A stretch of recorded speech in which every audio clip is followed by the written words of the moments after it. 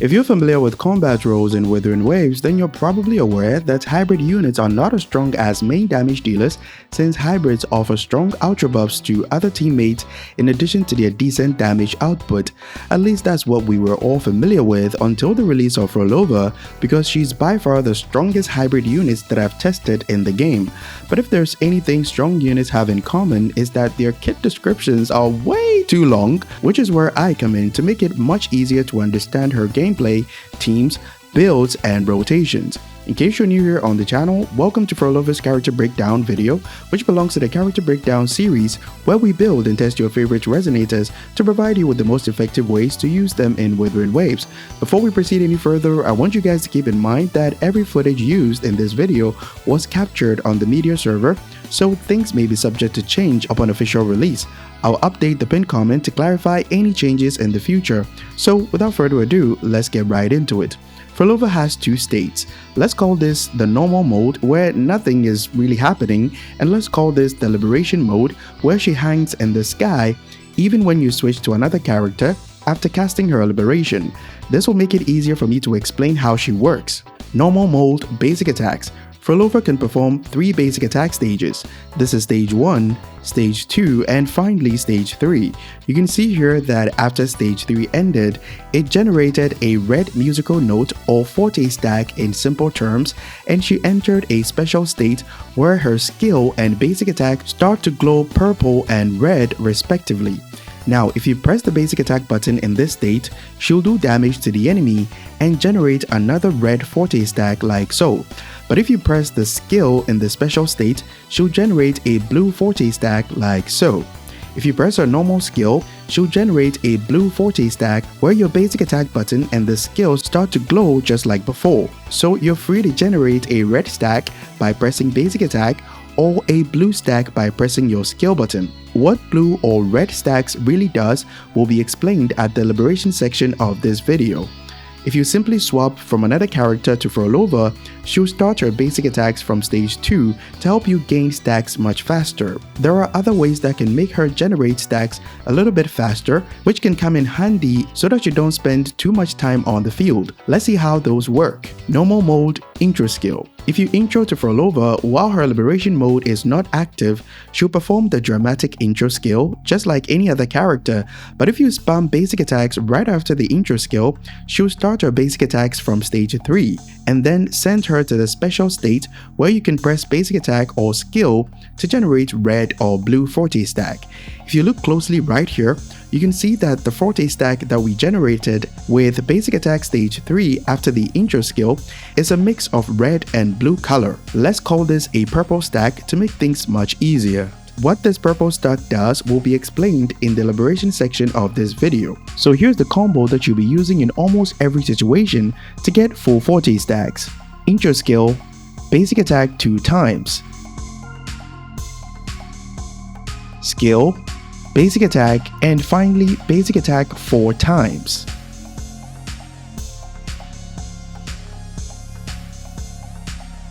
Enhance heavy attack.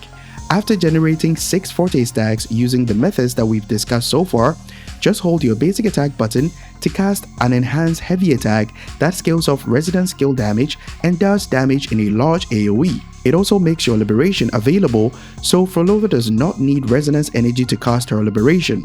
The damage from the enhanced heavy attack will also increase based on how many special stacks that you have, called aftersound, which is different from the normal red, blue, and purple stacks that we've gone over previously. Your main method of generating aftersound is through the use of echo skills by your teammate, and each stack of aftersound will boost the damage of the enhanced heavy attack by giving it a bonus damage scaling of 83%, which is absurd since Phrolova can have up to 24 stacks of aftersound. If that wasn't enough, she has a passive that automatically gives her 10 aftersound when she enters the field, and she can gain up to 60% crit damage when she has the maximum 24 aftersound stacks. It doesn't stop there. If you reach the maximum 24 stacks of aftersound, every new one that is generated will additionally increase her crit damage by 1%. But to show you guys how aftersound is generated, we need to go over her resonance liberation. Using her liberation after the enhanced heavy attack, we'll let Phrolova sit on top of this thing right here and control Hecate to fight instead. Keep in mind that if Hecate takes damage, Phrolova will receive the damage as well. While controlling Hecate, it can move around using your joystick and dodge enemy attack just like any other character. If you spam basic attacks, it'll perform 3 combos and the last hit will do the most damage, as you can see right here. But you cannot obtain aftersound stacks this way to do high damage, so this will be just for fun purposes while playing Phrolova. If you switch to another character right after casting Phrolova's liberation, Hecate will launch an enhanced attack that gives Phrolova 2 aftersound stacks. From there, Hecate will attack the enemy automatically, which does not do that much damage. Right after switching to another character, Phrolova will start playing the red, blue, and purple Forte stacks or musical notes that we generated in the normal mode from the left to the right position, as you guys can see right here. Each stack will be consumed while she's playing the musical notes, and she'll play each note for 4 seconds. Just think of this as a 24 seconds duration that you have to use your teammates' echo skills. If any teammate uses an echo skill while Phrolova is playing a red note, Hecate will unleash an enhanced attack and the enemy will get frozen for a very short amount of time, granting you 1 aftersound stack. If any teammate uses an echo skill while Phrolova is playing a blue note, Hecate will unleash an enhanced attack which will group multiple enemies together and give you 1 aftersound stack. If any teammate uses an echo skill while Phrolova is playing a purple note, which is the one that we got from basic attack stage 3 after the intro skill, Hecate will unleash an enhanced attack, freezing and pulling enemies together, giving you 1 aftersound stack. With this in mind, generating red stacks should be your main priority even in multi-target endgame modes like Whimper and Waste. If you have just Rocha or just Cantarella, since they can take care of preventing enemies from splitting up with their abilities. The enhanced attack from Hecate when playing a red note has much better scaling, so it helps Phrolova do more damage overall. When your teammates are done with their rotations, the intro from Phrolova does pretty decent damage and it scales off resonance skill damage. The intro skill also makes Phrolova start her basic attacks from the 3rd stage, just like the normal mode intro skill that we looked at previously. Keep in mind that if you just swap to Phrolova without a full concerto energy on the previous character, it'll perform the same intro animation but will do less damage. So always make sure that you have a full concerto energy from Cantarella, for example, before you swap to Phrolova to do more damage. And that's pretty much everything you need to know about her gameplay. Outro skill. Phrolova can amplify the havoc damage and heavy attack damage of the character that activates her outro skill by 20% and 25% respectively, which has great influence on your team building, so let's get into her teams. My first recommendation will be Cantarella, Rocha, and Phrolova. Cantarella provides healing, outro buffs for Phrolova to do big damage, and most importantly, she has 4 abilities considered as echo skill that can trigger enhanced attacks from Hecate to do more damage and gives you more aftersound stacks for more damage as well. Rocha is here mainly due to her outro skill that buffs Cantarella's damage output, and the extra tornado that she can grant to the character that activates her outro skill is also considered as echo skill, which procs more damage from Hecate and gives more aftersound stacks for Phrolova to push her damage even further. Be sure to keep in mind that you'll be using Midnight Veil on both Rocha and Cantarella for this team, but if you just have one set of Midnight Veil, you can give it to Rocha and put Moonlit on Cantarella while you work on getting a new Midnight Veil set. You can alter this team by replacing Rocha with Sanwa, Verena, Shorekeeper, or even Donjin if you don't have Rocha on your account, but Cantarella is a must pull for Phrolova if you want to push her damage output much further. The next team that I recommend is Shorekeeper Jeji Phrolova or Shorekeeper Donjin and Phrolova.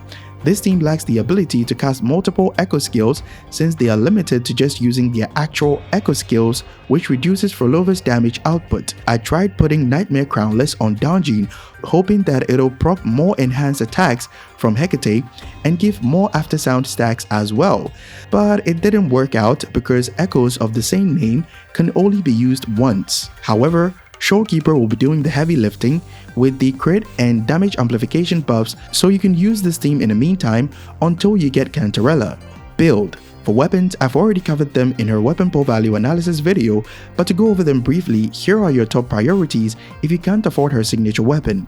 First priority is String Master, because when she enters the special state, the glowing skill and the glowing basic attack used to generate the normal Forte stacks or musical note are considered as resonance skill damage and does more than one instance of damage, so you get the 24% attack buff almost all the time while Phrolova is on the field. Second priority is Whispers of Sirens. The 40% basic attack damage bonus from the first stack won't do much for Phrolova when it comes to her damage output, but you can gain the second stack that shreds Havoc resistance by 12% if you use her main Echo before you use the enhanced heavy attack, which is also considered as Echo skill since Whispers of Sirens requires you to use 2 Echo skills after an intro skill to get all the stacks. The third priority will be Jeji's signature weapon.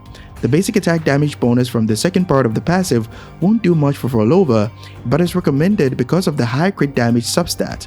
For Echoes, you should be using the 3-piece Stream of the Lost and 2-piece Havoc Eclipse. Your formation will be 4-3-3-1-1. The focus will be Nightmare Hecate crit rate or crit damage depending on what you have on your weapon.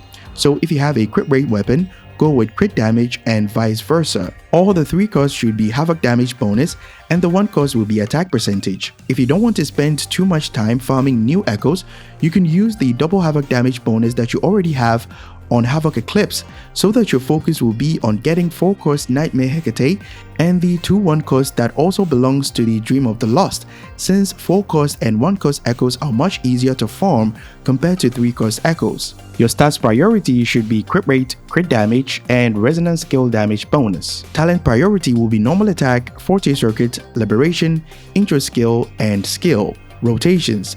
I'll be covering the Cantarella, Rocha, and Phrolova rotation for now and save the rest of the rotation guides for future videos. Here are the builds that I'm running on all teammates.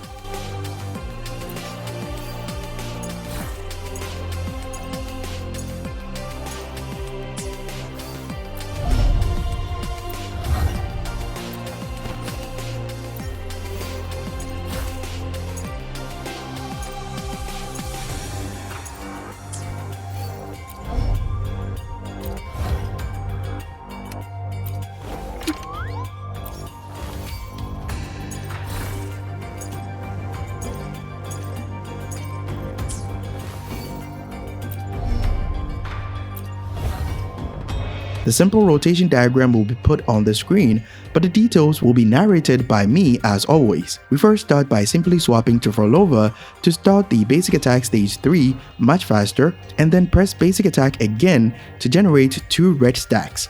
Press skill and basic attack to gain a blue and red Forte stack.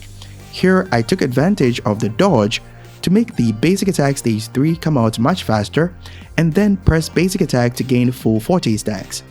As I mentioned earlier, I have Rocha and Cantarella on the team for making sure that enemies don't split up here, so my focus is on regenerating as much red stacks as possible to constantly freeze enemies. Now use your Echo skill to proc the buffs on her signature weapon and hold the basic attack to use the enhanced heavy attack. Use her liberation and intro with Rocha.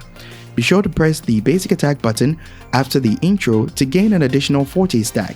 I used my liberation a bit early after pressing my basic attack, so that's why the second stack appeared after the liberation animation, but it's recommended to wait for the stack to appear before you use your liberation so that you don't mess up. Now press Rocha's skill, plunge 3 times, Echo skill, and intro to Cantarella. Use her liberation,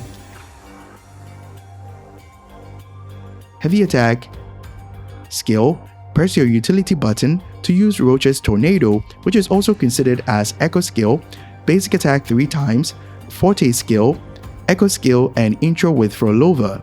Press basic attack right after the intro to use basic attack stage 3, and press basic attack again. Skill, basic attack, spam basic attacks up to stage 3, and basic attack again to get 6 Forte stacks, where the majority of the stacks will be red stacks as you can see right here. Echo skill to refresh the weapon buffs, hold basic attack to use the enhanced heavy attack, and then cast her liberation. Now rinse and repeat. At S0, the subsequent rotations will make Phrolova do even more damage, since that's when you'll be able to get the maximum 24 stacks of aftersound. But this team is just too strong that the enemy didn't last long enough for me to intro to Phrolova again to use her enhanced heavy attack. For sequences, my recommendation will be S1, since it allows you to regain more Forte stacks or musical notes when she's not on the field.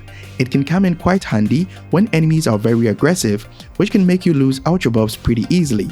The rest of the sequences are up to you based on how fast you want her to demolish enemies and the size of your wallet. That'll be all for my Phrolova character breakdown. Hope this video provided value to you, and if it did, leave a like and subscribe to support the channel because it's free and you can always change your mind. Be sure to also join our community Discord if you're having any issues with the game or you just want to place a chill or hang out. Link will be in the pinned comment below. Catch you guys in the next one. Bye bye.